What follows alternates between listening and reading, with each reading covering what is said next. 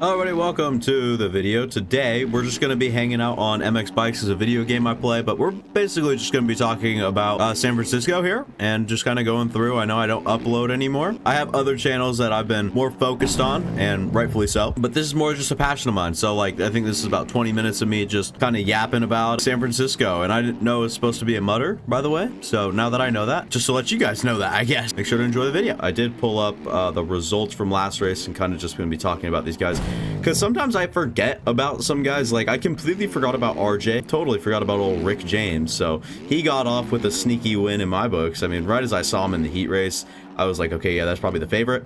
And then I was thinking about it. I was like, yeah, I totally forgot he was racing the West Coast. So I was more thinking about Levi Kitchen and Joe Shimoda. Sorry, pause for a second. I gotta mess with something in my eye, but yeah, we're just going to be kind of going over what we got here for San Francisco. It looks more like a fast-paced track. You're going to see a guy like Chase Sexton probably feel a little bit more comfortable here, where, I mean, we'll see on his new bike, but this is something he would have excelled at on the Honda for sure, because you got sections like this, and this is, of course, if it doesn't change to real life, which I guarantee you stuff will change from track map to real life. It's just going to happen, but you got like this towering double that, I mean, Chase is so good at staying low that I bet he'll do really well. Kenny probably does pretty good here if he gets a good start.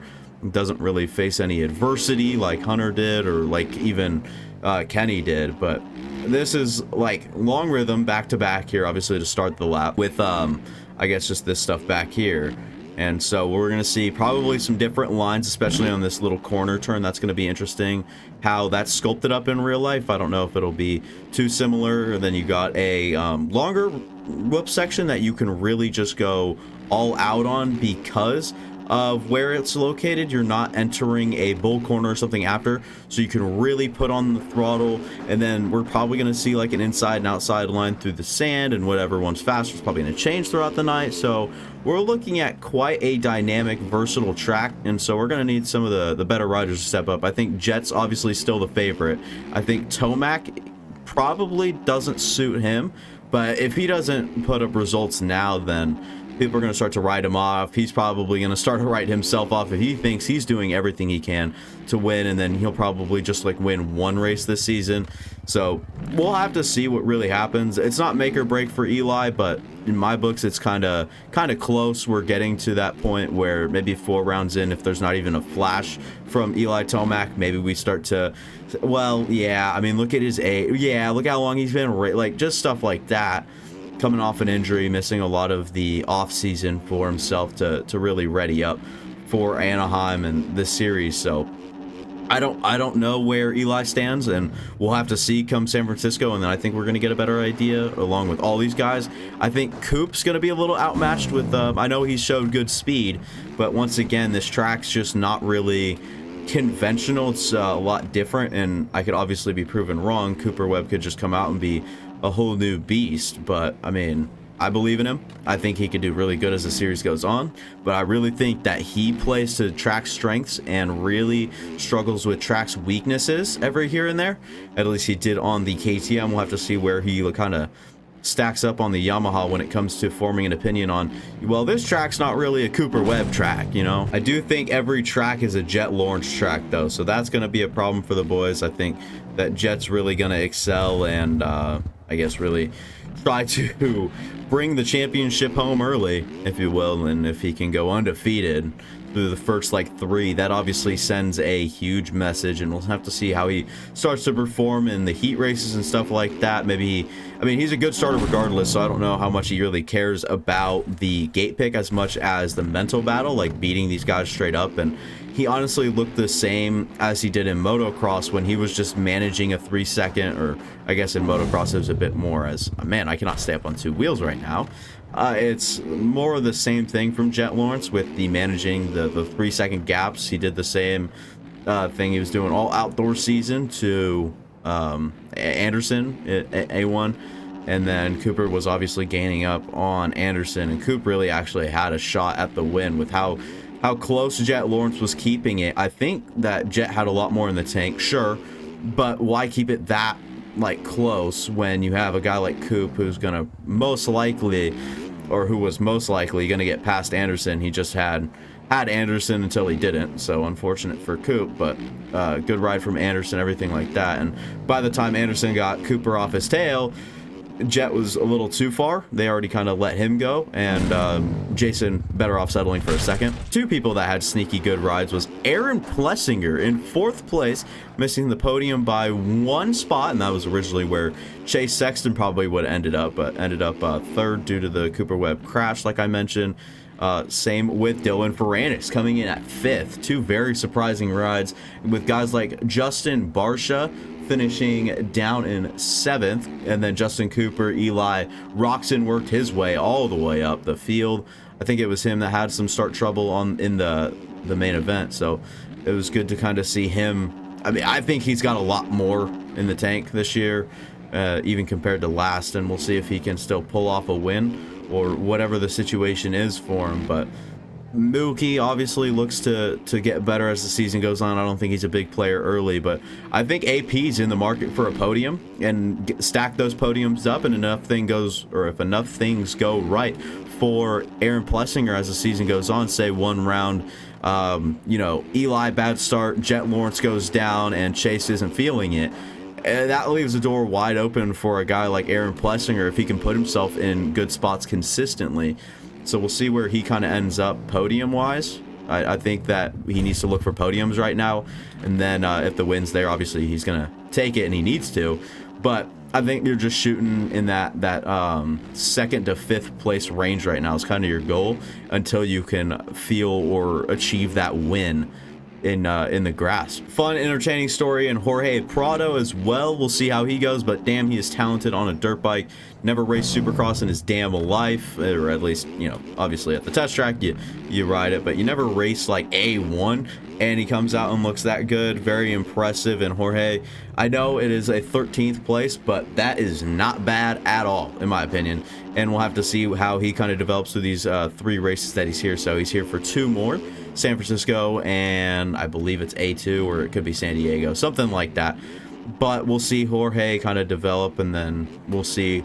Obviously, it's likely he's coming over to the U.S. after he's going overseas again to Europe to defend his MXGP championship. We'll have to see what his long-term future looks like, if he wants to come over to America for, permanently or whatever you want to say. Jorge could definitely be someone you look at as a contender, 3 years down the line, as someone that is just very talented on a dirt bike. And I think that people don't forget that, but people kind of write the Europeans off or whatever in Supercross. So through these 3 rounds of Supercross, people go, oh yeah, he never even finished in the top 10. I was like, okay, that's good. The fact that he's even sniffing 13th is, better than you think. And he actually held Adam Cianciarulo off for a lot of the race. He was up in the top 10 area. He's a great starter. But once he starts to ride, if he starts motocross over here, we saw how strong Tom Vial was at the end of last season. I think it'd be a lot of the same with Jorge Prado. And not only that, it would the next year after that, it's just going to be torture. So there's going to be a lot to look at, a lot to analyze and watch as you're watching San Francisco. Some storylines, some different things kind of developing as the season goes on. And also, Jorge through the next 2 races is also someone to kind of keep your eye on, to see how he's doing, what he's doing, and kind of just look at the outlook for him and what, the years to come look like for him. Has he, or if he makes the decision to come over here. I'm at a loss for words right now. I've been talking for too long. 250s. I think Jordan Smith is and was faster than RJ Hampshire. Now, Rick James, aka RJ Hampshire, was very good. No denying that. He got the good start. Jordan Smith, not so much, got held up. They were around the same area at one point. Rick James, I don't know why I keep calling him, but it's just enjoyable to say RJ is Rick James. He got out front and excelled and managed that gap. I don't know if he was trying his best the whole time, but he said he was like really trying to hold on for the last bit, not crashing it away and really staying cautious, and so that kind of gives you everything you need. Okay, I guess we're just gonna do a backflip there. Just with the way that he went through that race, it gives the whole class a warning, because even last year he was the next best guy. Sure, you can make the argument for Levi, like, clapping back sometimes on RJ when maybe RJ has a bad start or a mishap, but ultimately RJ was the second place guy, and it was pretty easy to decipher that. And I think he's showing that with the Lawrences out of the class, the door now opens for an RJ Hampshire championship before he heads off to the 450 class.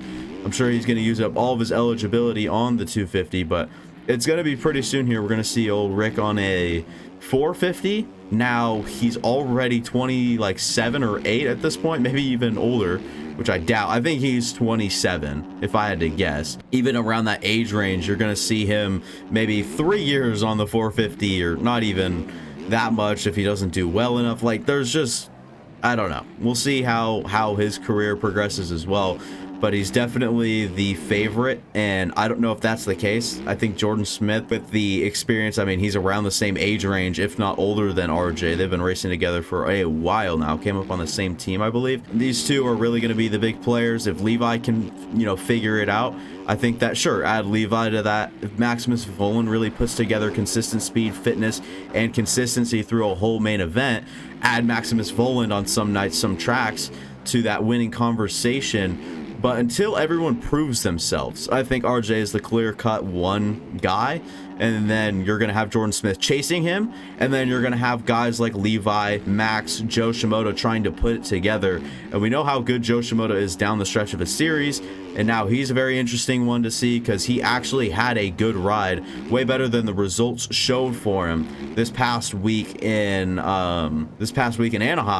He was actually a lot better than you'd think when you're just looking at the paper. But when you're looking at Joe Shimoda in a whole, or as a whole, even in Race Day Live, his bike looked good. He looked good. He looked stable. I think at the practice track, I watched a little bit of him this off season, and there was a lot of off the bike movement, like where his butt wasn't even over the seat or even in the range. Like, Joe typically rides so loose and free on the bike. He doesn't necessarily keep his body weight in the same spot the whole time. He's not like a Max Volan where he's just the stout warrior. He's more of a loose, free guy on the bike, and it's super fun to watch. Now, there was a little bit less of that until he got comfortable.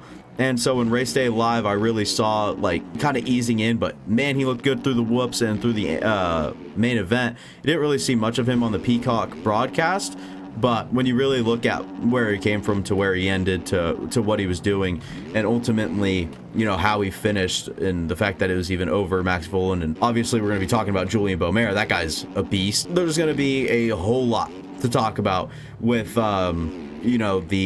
the West class, outside of just the top 2 or 3 guys in Levi, Jordan, and Rick, or RJ. But I think obviously Joe Shimoda is a player. I think he's obviously a contender. No one can count him out. Like I said, late in a series, Joe Shimoda's at his best, so we'll see where he kind of ends up in a few rounds of the West Series, and then we'll really start diving into who else is up there. Ryder DiFrancesco really fell off. The gas, I don't know if he's not meshing with the bike well right now, or if it was A1 jitters. He's never been there. He said he was nervous, which honestly is expected. There's still a certain exception by, you're getting beat by Mitchell Oldenburg, who I believe didn't even have that great of a start, and Garrett Marchbanks, no disrespect to Garrett Marchbanks, definitely a 450 guy, and I love the guy to death. I mean, when you hear what's happened to him through his unfortunate career, and just how it's been for Marchbanks, there's just been a lot to root for. So Marchbanks and Ryder D, kind of different areas, but when you have Marchbanks beating you by 22 seconds, it's obviously showing a little bit of a chink in the armor there, or an old whatever that saying is. Ryder DiFrancesco, he doesn't look like a changed man. He doesn't look like anything else, but we got to give him time. It's his first year on gas after riding Kawasaki for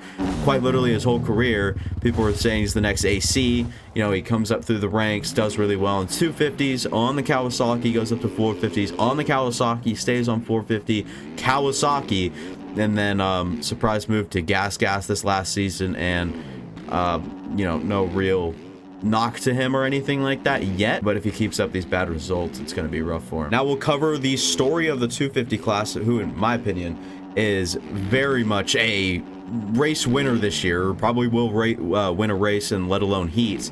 Julian Beaumaire, Juju, people call him. He is the 900 and what is it, 900 and I can't see his number. Why not? Anyway, I think he's number 929 or whatever. But if you see a factory Red Bull KTM, it's hard to miss out there with Juju Beaumaire on there. It's hard not to root for him. You know, the way he came up, it was a lot different from a lot of the guys. He just ended up going into the futures. He was on a Yamaha, I believe, just wearing some stock Thor gear with his number, no sponsors, nothing like that. Had a pretty bare bike graphic, not a whole lot of support behind him.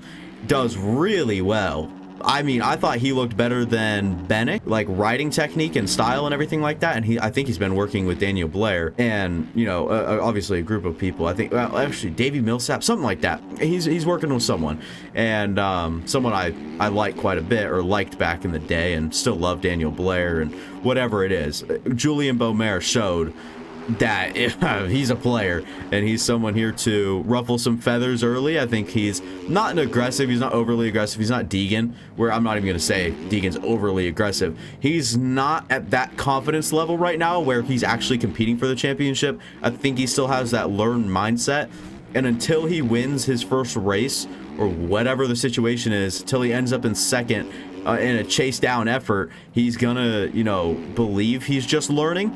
But once he really gets a smell, or really gets a feel for the front of the pack, I think he's going to be someone that realizes maybe he can win a championship here, or maybe he can finish top 3 in the series. There'll be a whole lot going on with Beaumaire as the season develops, but he showed up at Anaheim 1. It was super fun to watch, and like I mentioned, he's so put together on the bike. His style looks really good, and just him as in general, like as a rider, he looks really good and looked really good even the first time I watched him. Now it's the same sort of RJ Hampshire conversation where don't crash out of everything now, because that's kind of what he did.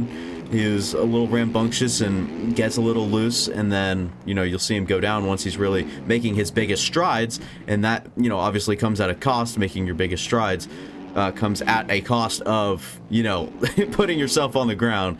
So, like I said, we'll see how his maturity is. We'll see how his mental is. I think he's, I mean, he could even be younger than me.